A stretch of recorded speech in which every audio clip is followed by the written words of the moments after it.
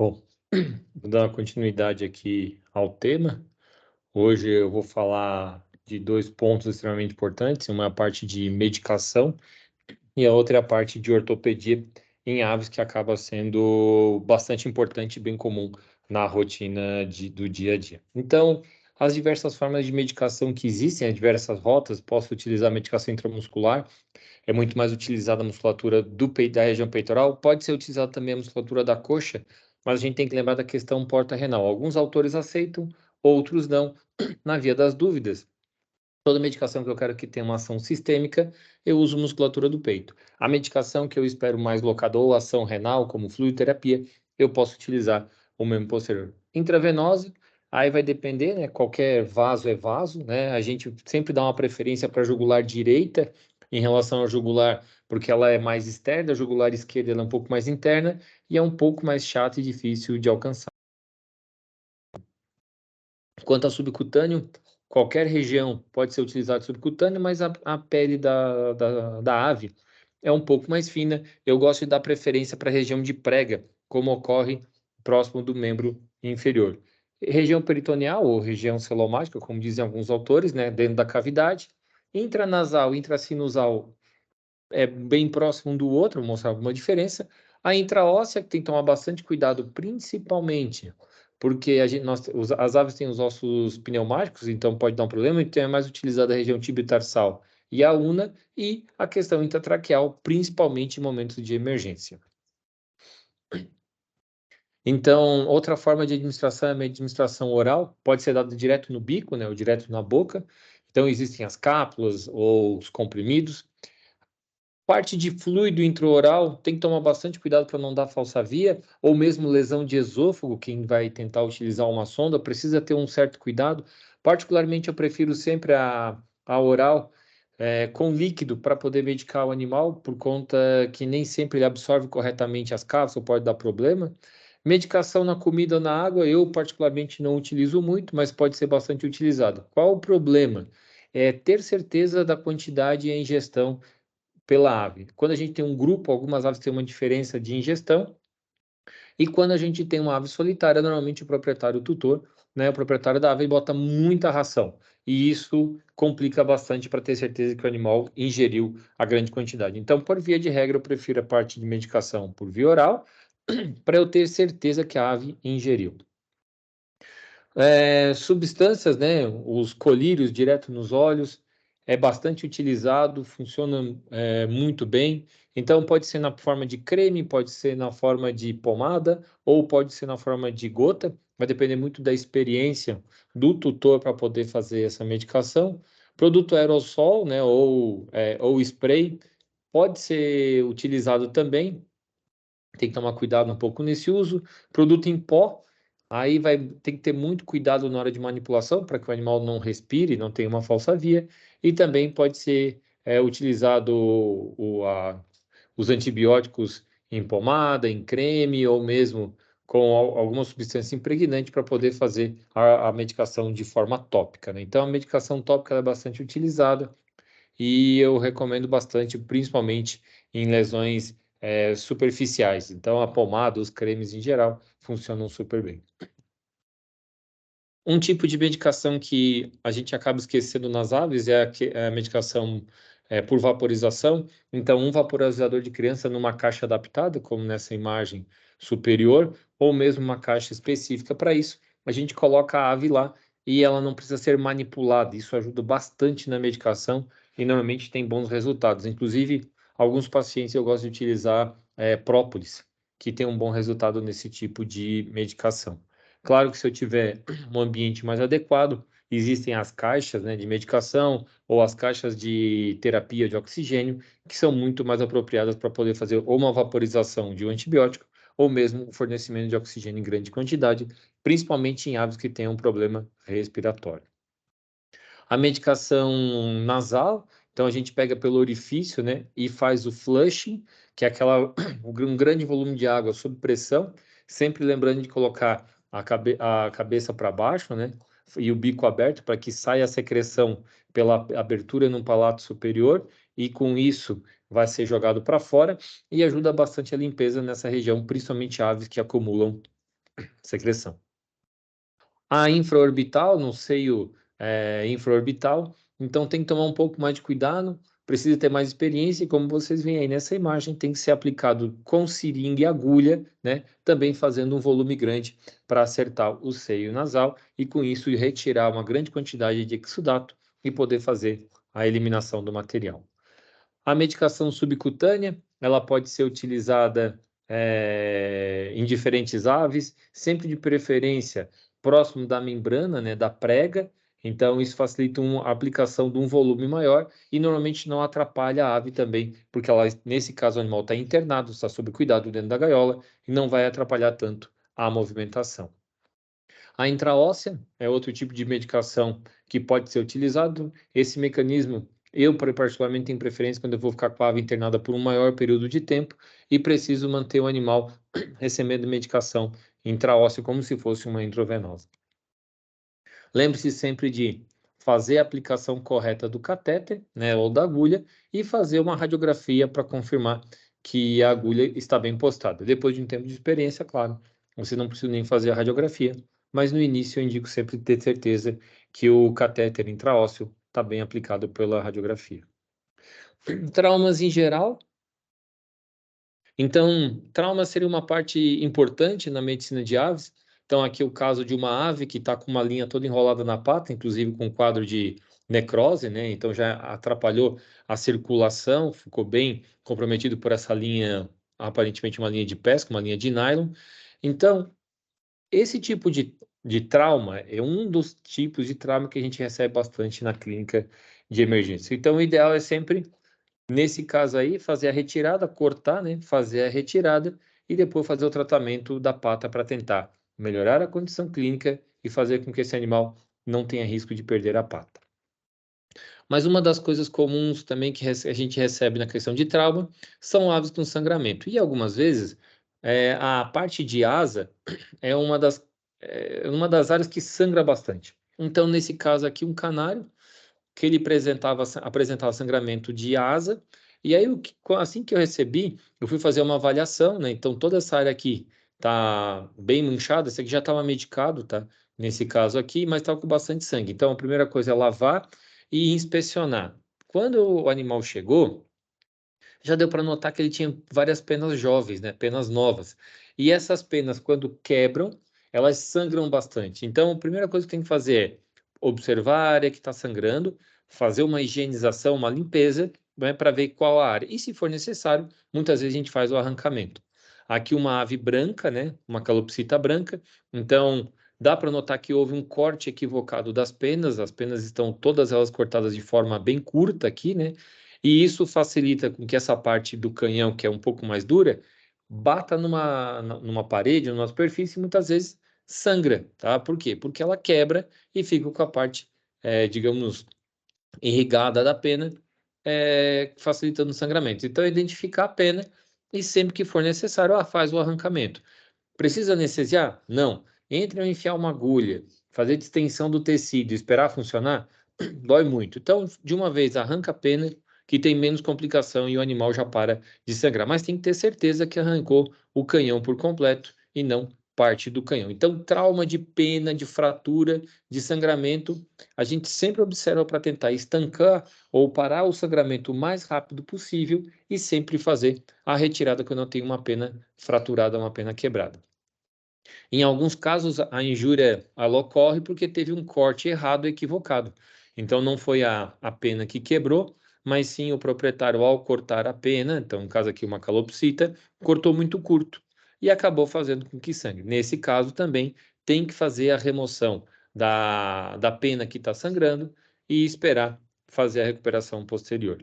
Em algumas vezes, a gente recebe animal, como esse bem TV, então um animal que estava com histórico de trauma, uma coisa bem comum, tá? Onde várias pessoas levam, a gente encontrou essa ave no chão e aparentemente ele está com algum problema. A gente vai fazer uma avaliação, então a asa completa, não tinha fratura, não tinha sangramento.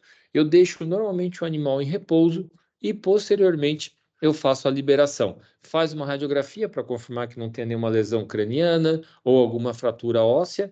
Não tendo fratura, não tendo lesão, aguarda um momento e depois faz a soltura da ave. Mas em alguns casos, quando o proprietário fala que tem um trauma e a gente vai olhar, acontece isso, tá? Então aqui, ó, o proprietário ele cortou a asa do bem-te-vi, nesse caso, e aqui cortou a asa desse papagaio. Então, pela movimentação, quando a gente faz a avaliação, a ave não tinha a ponta da asa. E aí, gente, nesse caso não tem o que fazer. O que tem que fazer é o tratamento local, né? Melhorar a condição clínica para o sangramento, higieniza, tira esse material necrótico, faz uma boa higienização, entra com um tratamento, pode ser o spray, pode ser uma pomada, pode ser um creme, vai depender do produto que vocês têm à mão e esses animais não podem mais voar. Lembrando que a cirurgia de amputação de asa, ela é proibida por lei no Brasil, assim como a amputação de cauda de algum cão ou o corte de orelha também é proibido. E às vezes a gente recebe um trauma que tem todo o aspecto, né, de uma fratura ou um sangramento maior. Então aqui essa suindara chegou, ela estava com a asa bem caída e tinha todo esse aspecto aqui, ó. Parecia um sangue velho, né? E o animal tá com a asa bem caída. Vai para a radiografia, não apresenta nada. Então, recebeu um animal de trauma, tá com desconfiança?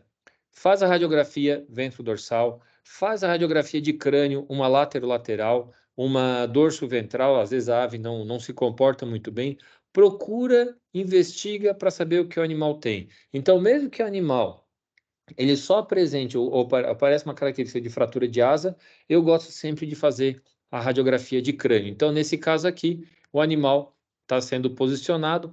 Primeiro foi feita uma de tórax, depois posicionou cada asa em cima do chassi. Então, essa coruja também chegou para avaliação clínica no hospital. A gente, na hora que começou a avaliar, viu esse tecido feio aqui na lateral, tinha um aspecto, né, de sangramento e a suspeita é que esse animal pudesse ter uma fratura. O histórico desse animal é que ele bateu numa cerca de gado. Quando foi para a radiografia, né, então o animal foi todo avaliado, foi para a radiografia, o animal não apresentava nenhuma fratura, mas um comprometimento grande de tecido, né? Então, esse caso, o animal é só imobilizado a asa para não movimentar muito e não se bater, e foi feito o tratamento tópico com pomada à base de antibiótico. Então, o tratamento comum de diversas feridas, né? Ele pode basear em várias maneiras, cada profissional, cada técnico tem uma forma diferente. Eu sempre evito utilizar muito antibiótico. Eu gosto de pomadas e cremes que ajudam na cicatrização, quando for possível, mas sempre fazer um acompanhamento. Então, não importa se teve uma lesão de pena com sangramento, uma fratura, um problema de bico, uma lesão de orofaringe, uma mordedura ou uma fratura de cabeça, a forma de tratar, né? Existem várias formas de tratamento, tem que ser de acordo com a avaliação clínica do animal, mas principalmente esses animais eles têm que ficar em observação, porque o trauma implica em diversas desenrolares de acordo com o tipo de problema que o animal apresenta. Talvez pena seja um que faz o atendimento e já devolve, e os outros, uma avaliação mais completa é sempre importante. No trauma também é importante avaliar os olhos, né, das aves, mas aí no caso uma coruja, né, um mocho orelhudo, então avaliar bem o olho, fazer um bom acompanhamento, porque muitas vezes o que parece ser nada grave, com o tempo pode piorar. Então, outra área que a gente tem que dar bastante atenção é a parte de olhos das aves. Assim como a coruja, o trave de rapina, né, são os falcões e gaviões, à esquerda um gavião, à direita um falcão, e os dois falcões, eles estão com lesões na cabeça, ali acima do olho, no gavião, e o falcão próximo do bico. Vocês podem notar uma diferença que todo falcão, ele vai ter o olho escuro, tá?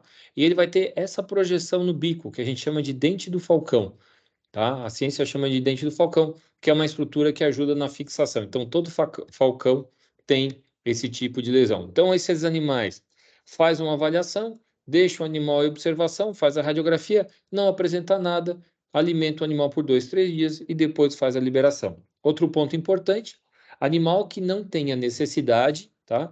Evitem ao máximo utilizar corticoide. O corticoide só deve ser utilizado em animais que necessitam.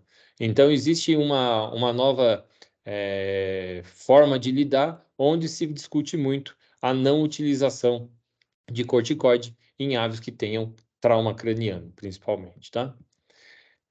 Alguns traumas chegam para o médico veterinário fazer uma avaliação e não tem muito o que fazer. Então, esse, no caso aí, é um ganso do Egito, que ele tinha essa fratura, né, e essa torção. Então, um caso consolidado, não tem muito o que fazer. Era um animal que ficava num terreno, estava se deslocando muito bem, não apresentava maior problema, e depois dessa fratura consolidada, a gente só acompanha. Agora, tem alguns casos que o proprietário tem uma estima maior, ou tem uma necessidade. Então, esse era um galo de raça, tá? Não sei que raça é, ele chamava só de índio, era uma raça diferente, e esse galo teve uma fratura na perna e uma consolidação errada. Então, ele não conseguia mais dobrar a perna e apoiar. E então, perdeu tanto o deslocamento do animal, como teve um problema também em relação à cópula, porque a ave precisa dessa movimentação para a cópula. Então, o proprietário pediu para fazer um procedimento. Esse animal foi encaminhado para anestesia, onde para fazer uma um procedimento cirúrgico, e foi feita uma reconstituição da articulação para que o animal pelo menos pudesse caminhar de forma correta e normal. Às vezes a gente recebe algumas outras aves marinhas, né? Então, nesse caso aqui, um petrel, uma ave parente do albatroz. Então, esse animal chegou para avaliação, foi recoletado pela Polícia Militar Ambiental, que foi notificada por populares de uma ave que chegou na praia. Essa ave, ela tem característica, esse grupo de aves, albatroz, petrel, eles têm característica de normalmente não chegar no continente, e eles ficam em alto mar.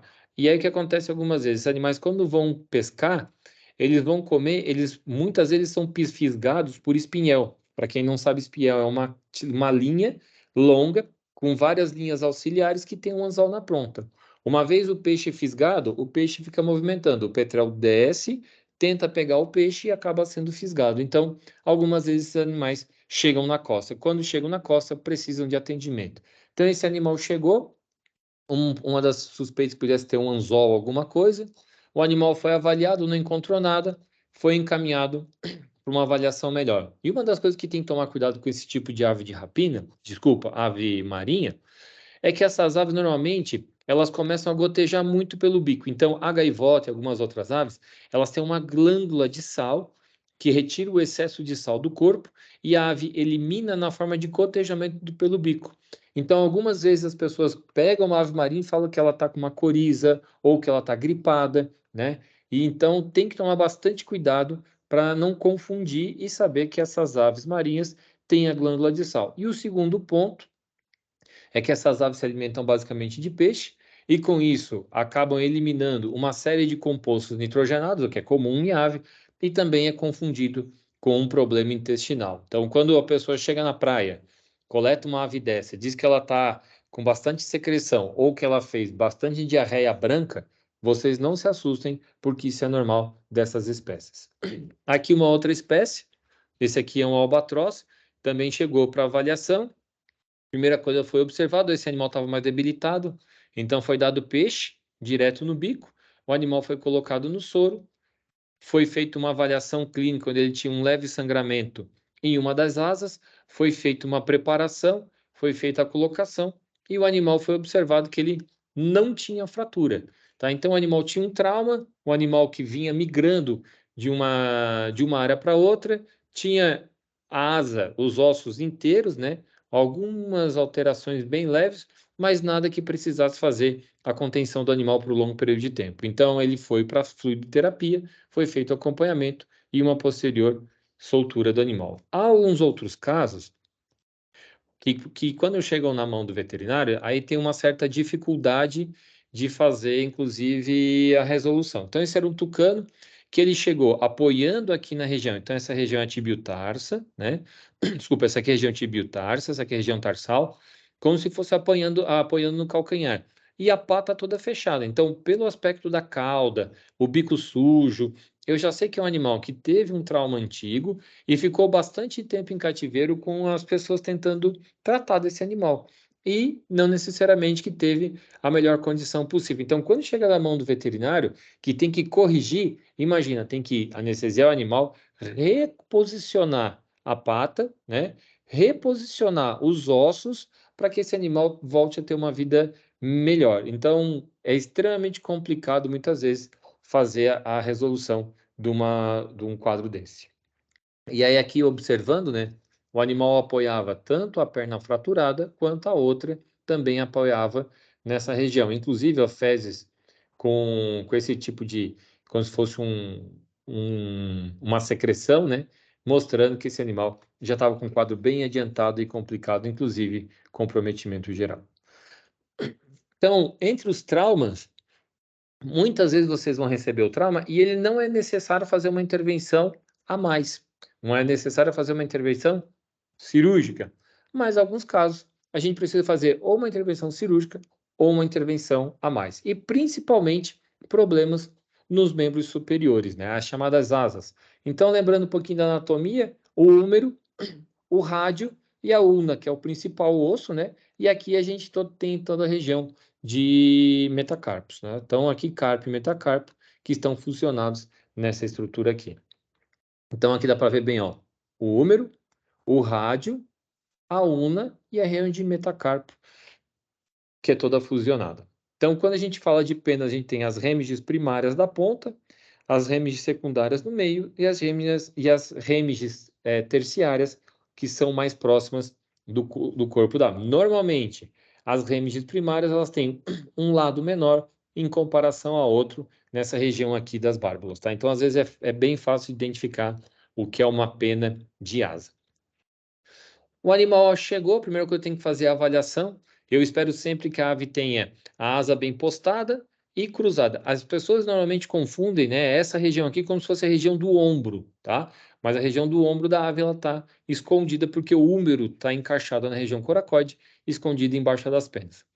Então, eu procuro a angulação da asa e o cruzamento. Então, algumas asas estão caídas, principalmente com diferente de ângulo uma em relação à outra, e algumas outras vezes a asa pode estar até cruzando, tá? Mas ela está numa posição anatômica diferente. Então, eu posso ter um indicativo de fratura de humeral, né? Ou lesão de cotovelo, e aqui eu posso fazer uma avaliação de coracoide ou mesmo a região de ombro, fazendo com que a asa seja um pouco mais caída para frente. Existem várias formas de fazer talas, de fazer imobilização. Então, aqui mostrando, é a região metacarpo, né? Mas aqui mostrando que pode ser feita com uma capa, no que parece ser aqui uma mangueira, tá? Então, existe uma capa que a gente coloca por fora e tenta fazer a fixação do osso. Lembrando que nessa parte interna, entre o húmero e o radiúna, tem um ligamento aqui que dificulta bastante fazer esse posicionamento, mas na região de metacarpo é mais interessante fazer. Posso fazer a pino, tá? Então, um procedimento cirúrgico tradicional que se faz na cirurgia de pequenos, eu posso fazer a perfuração e a colocação de um pino interno e até mesmo com uma fixação por uma barra externa, tá? Então, faz toda a preparação com pino e, se for necessário, faz a fixação com uma barra externa. A forma tradicional, né, de se colocar o pino. Então, aqui mostrando a inserção do pino num húmero fraturado. Uma vez o pino inserido, aqui o médico veterinário também fez uma fixação externa para poder estabilizar a fratura. Em alguns casos, pode fazer uma fixação por pinos atravessados. Ó. Então, aqui está a fratura, nessa região de metacarpo. Foi colocada aqui uma capa externa para poder fazer a fixação. Então, essa aqui até foi uma cirurgia feita lá em Waynesboro, na Wildlife Center of Virginia, lugar onde eu fiz estágio lá nos Estados Unidos. Recebem bastante aves, né? Muitos animais em geral, e vira e mexe tinha procedimento de fixação, né? De cirurgia para fixação de fratura. Aqui um outro quadro mostrando, né? Que pode ocorrer também. Esse é um quadro de livro, onde o rádio está inteiro, mas houve uma fratura de una. Então, como o rádio está inteiro e a una está fraturada, pode-se fazer o quê? Uma tala, uma fixação, para que haja depois a cicatrização. Então, foi feito a fixação, em 2 semanas depois já começa a ter uma fixação. Para vocês terem uma ideia, isso aqui é uma outra ave marinha, nesse caso aqui um atobá, que está com as narinas, ele não apresenta a narina, a abertura da narina externa. Esse animal, ele respira pelo bico aberto. Essa é uma característica interessante, porque o Autobá, ele roda. Quando ele encontra o cardume de peixe, ele mergulha jogando as duas asas para trás, formato de flecha, e mergulha de forma reta. Quando ele atinge o peixe, ele abre o bico, né, a uma certa profundidade. Então ele nada muito bem, ele mergulha, nada muito bem, sai com um bom peixe no bico e depois voa. Então, como ele não tem a narina e ele mergulhando de bico fechado, não existe possibilidade alguma da água entrar dentro da narina desse animal, porque ele não apresenta. Então, por isso é uma ave que não tem narina. Tem que tomar cuidado quando vai fazer a contenção para não conter, não segurar essa ave pelo bico por muito tempo, que esse animal pode morrer asfixiado por não ter uma narina. Então, essa ave chegou, né, uma ave marinha, foi feita a avaliação clínica, aqui mostrando a pata do animal, foi feita uma radiografia, então esse aqui é o Autobá de barriga branca, Sula leucogaster, mostrando aqui o posicionamento da ave, e esse animal tinha uma fratura de una, mas com rádio íntegro, tá? Então, nesse caso, foi feita uma tala para poder fazer a fixação e acompanhamento da ave para posterior soltura do animal, tá? Então, aqui é a primeira parte, eu fiz uma fixação, depois eu terminei de fixar por completo, para que esse animal ficasse bem imobilizado e tivesse uma boa recuperação. Aqui, ó, tem o húmero, o rádio e a una estão aqui no meio dessas três fitas aqui. Como é que se pode fazer a fixação, né? Então, pode fazer a junção da asa. Então, aqui vocês conseguem ver as remiges, né? As primárias, as secundárias, as terciárias. As terciárias são o sovaco, tá? Então, o ideal é juntar todos os tipos de penas, fazer a fixação delas. Eu, particularmente, prefiro esparadrapo para poder já fazer um bom apoio. Faz a passagem e faz a fixação. Nesse quadro aqui, ó, já dá para ver, fez a primeira fixação, faz uma passagem em 8, né? Pode aí no caso aqui, usando uma atadura e fazendo a fixação completa dessa asa. Então, posso fazer um 8, tá? Independente do local. O que é a ideia? Eu tenho um osso íntegro, e aqui eu tenho fratura, então a fixação mantém a fratura estabilizada. Então, a ideia é fazer sempre a estabilização. Então, posso fazer a passagem pela asa e, às vezes, de acordo com a espécie, eu consigo fazer uma passagem pelo corpo do animal, o que vai ajudar na fixação dessa asa fraturada, tá? Então, aqui mostrando, passando a tala pela asa, faz a passagem em X e fixa a asa desse gavião. Aqui mostrando uma coruja, né, um filhotão, a asa bem caída, tá? Mostrando aqui nessa foto. Então, foi feita uma fixação da asa e depois uma passagem em fita para poder fazer o apoio e a ancoragem para que esse animal não fizesse muita mobilização. Vai depender sempre do tipo de fratura e o quão o animal é agitado. Aqui mostrando um carcará, mesmo um tipo de problema parecido, colocando esparadrapo. O que eu gosto de fazer nesses casos? Para esse esparadrapo aqui ó, não ficar grudando na pena, ou eu dobro o esparadrapo e faço uma fita, ou eu colo um esparadrapo contra o outro nessa região da pena aqui, para ficar móvel, porque senão na hora que a gente vai arrancar, o esparadrapo muitas vezes vem bastante pena junto, tá? Então, tem que tomar um pouco de cuidado na hora da fixação. Mas, em ave que se mexe muito, que é muito agitada, não tem jeito. Coloca o esparadrapo, então depois a gente pensa em como vai fazer a retirada do esparadrapo. Aqui um caso de um tucano que chegou para uma avaliação. Então, assim que ele chegou, foi feita a radiografia, e a radiografia a gente consegue ver uma lesão de cotovelo, né? Então, uma lesão extremamente complicada de fazer a resolução, porque é uma luxação. E a luxação é complicada de fazer a cirurgia, mas aí uma luxação de rádio uniúmero mostrando a complicação. Foi feita a imobilização da ave, uma boa fixação. Uma coisa que eu queria chamar a atenção é esse substrato aqui, ó. Eu, particularmente, eu não gosto de colocar jornal. Por quê? Porque fica assim, ó, sujo com fezes, sujo com resto de comida. Então, o ideal para mim é ter uma tela, ter uma grade, deixa o animal apoiado nessa tela e nessa grade para não ficar pisoteando nas fezes, porque senão a cauda fica suja. Então, eu particularmente, eu não sou muito adepto de colocar jornal nas baias. Para quem for trabalhar um pouco mais, existe o Velcro Wraps, que é esse sistema aqui, ó, que faz a fixação da asa e eu coloco o esparadrapo por cima, né, não tendo o risco de perder. Lembrando que as aves de rapina, né, inclusive quando elas quebram pena, existe hoje cirurgia para colar como se fosse com o Super Bonder e repor a pena, porque uma ave de rapina sem a pena, num caso de falcoaria, é uma ave que tem problema no controle de voo. E isso pode implicar um pouco na atividade desenvolvida por essa ave. Então, para evitar com que elas tenham o arrancamento de pena, pode-se usar esse tipo de velcro. Aqui uma coruja buraqueira, de novo, ó, mostrando a mesma coisa, com um jornal, eu particularmente não gosto, e olha, um monte de fezes, o animal pisoteando em cima. Mas o animal chegou, foi entregue pela comunidade, foi primeira coisa, foi posicionada a coruja, foi feita uma avaliação e identificou uma fratura de radiúna. Então, esse animal, primeira coisa, foi feita uma fixação para estabilizar, preparou o animal e o animal foi para a cirurgia.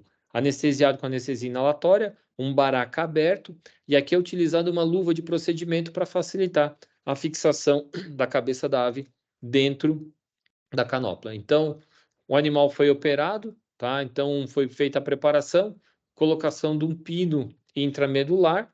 Então, até aqui estou eu fazendo anestesia, uma aluna aqui também acompanhando a anestesia, e foi feita a cirurgia nesse animal. Então, uma vez feita a cirurgia, ao final foi feita a imobilização da asa e foi feita uma radiografia para identificar o posicionamento intraósseo. Colocou somente na una porque o rádio vai por segunda intenção. Não dá para colocar 2 pinos na ave porque o osso é muito fininho. E aqui mostrando uma suindara com uma fratura parecida, tá? E aqui mostrando a coruja, desculpa, aqui mostrando a coruja com uma fratura daquela, né? Mostrando como é que ficou logo depois do pós-cirúrgico, acompanhamento, e aqui, ao longo do tempo, como foi calcificando e melhorando a condição clínica do paciente. Então, uma coruja que tenha uma fratura é sempre um problema. Aqui chegou essa suindara, e aí ela chegou com uma asa caída, foi feita a avaliação clínica. Uma coisa que chama atenção nesses animais é que normalmente eles são encontrados na beira de rodovia. Então, coruja, gavião, coruja, por exemplo, a suindara, é um animal que se alimenta de rato.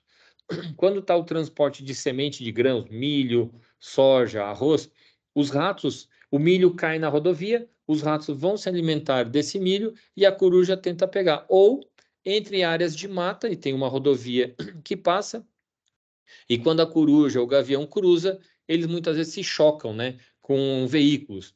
Coruja, gavião, tucano, e aí a gente acaba recebendo. Então, esse animal foi encontrado na beira da estrada com a asa caída. Foi feita uma avaliação, aqui mostrando o sistema Baraka, mostrando também uma luva como o balão, é mais sensível de ver a movimentação da frequência respiratória. O animal foi sedado e foi radiografado. E aí, ó, tinha esse quadro aqui. O que é esse quadro? O húmero, o radiaúna e a fratura na porção distal do húmero.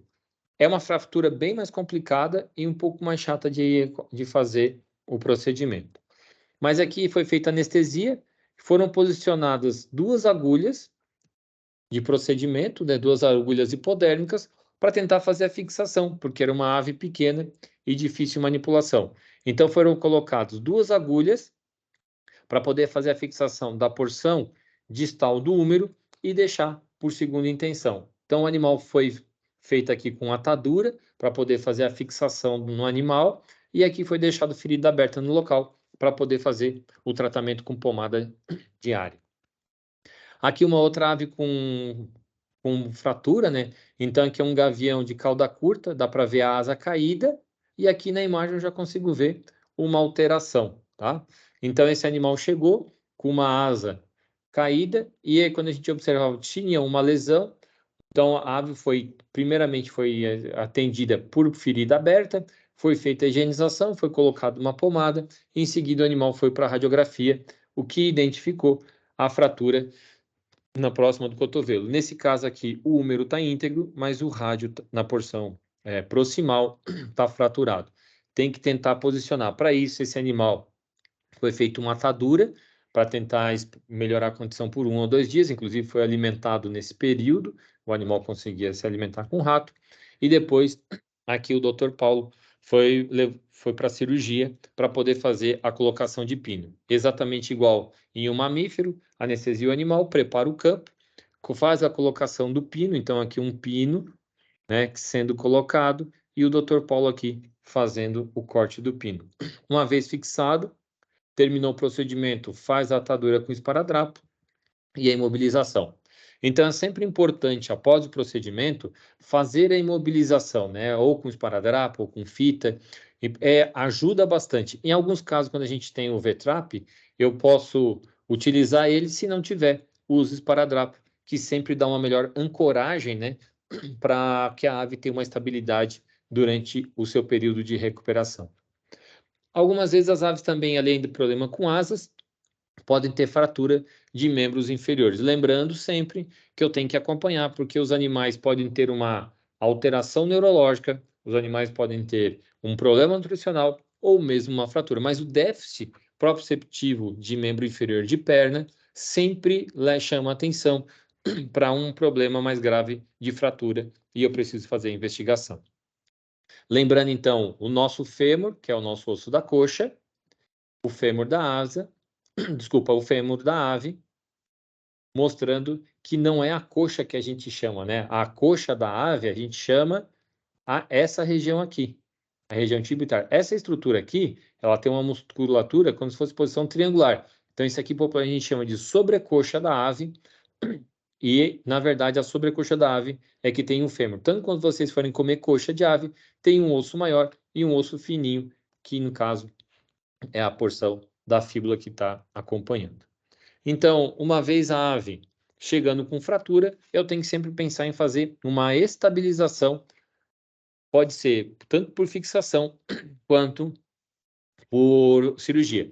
Esse caso aqui era um papagaio bem jovem, e ele andava na casa, uma pessoa pisou e ele teve uma fratura nessa região aqui, tá? Aí o que eu digo que fazer? Eu fiz uma tala com esparadrapo para tentar fazer manutenção e também fiz uma tala para o pé, para que o pé do animal não ficasse movimentando. Então tem sempre que tomar bastante cuidado, principalmente aves que ficam soltas nas casas.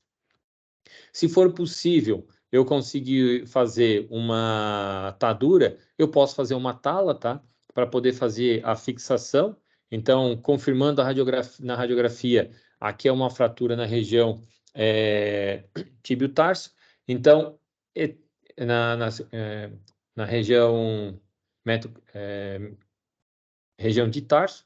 Então, eu tenho que tomar bastante cuidado na tarso e metatarso para que isso aqui fique bem fixado. Então, essa é uma das formas, mas eu também posso fazer uma fixação externa, tá?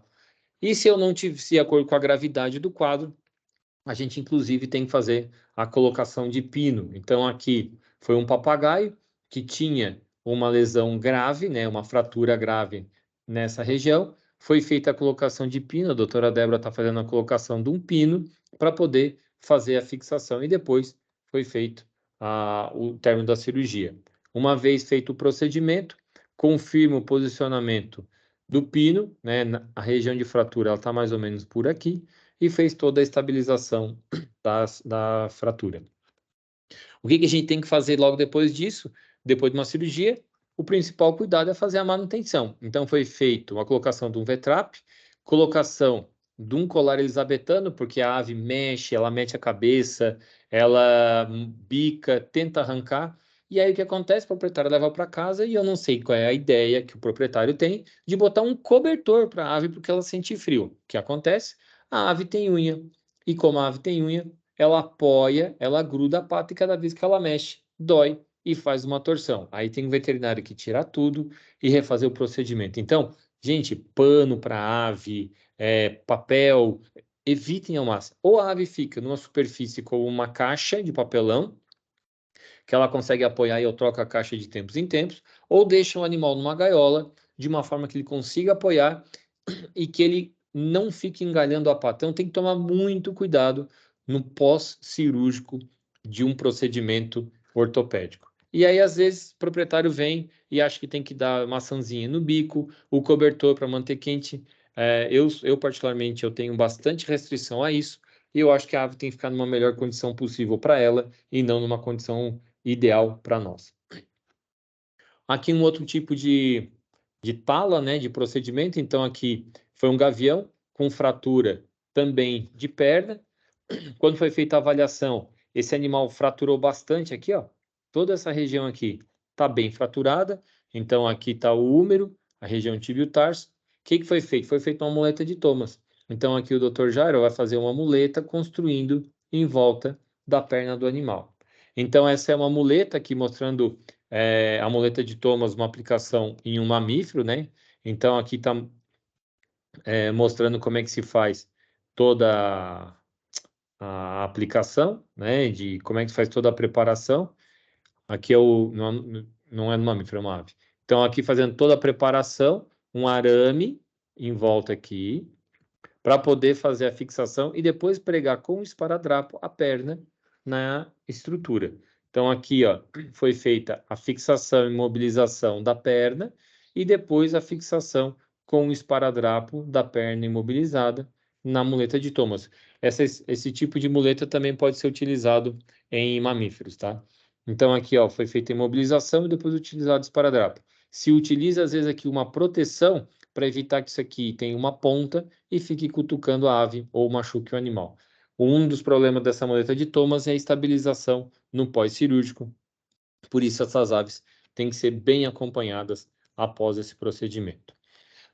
Uma coisa que chama atenção são anilhas que produzem trauma, tá? Então, aqui uma anilha trancando, né, a circulação, isso é um tipo de trauma onde eu tenho que fazer a retirada dessa anilha, e eu faço com um corte ou com um alicate, e às vezes o proprietário vai fazer, ele acaba traumatizando e fazendo uma fratura. O que eu tenho receio com anilha?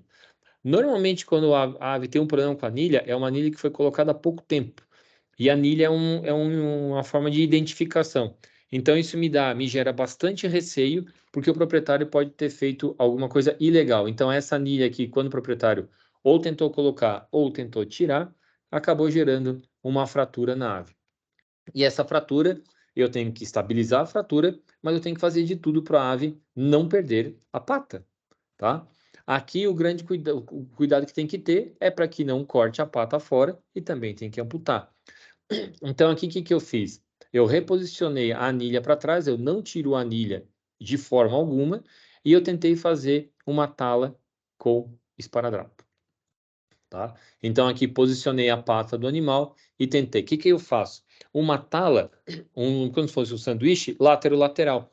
E por que látero-lateral? Para evitar com que a ave tenha muita movimentação e ela não gire a articulação. Muitas vezes pregando até a parte superior aqui, para poder fazer uma fixação mais completa da pata da ave. Então, o negócio é fazer a estabilização.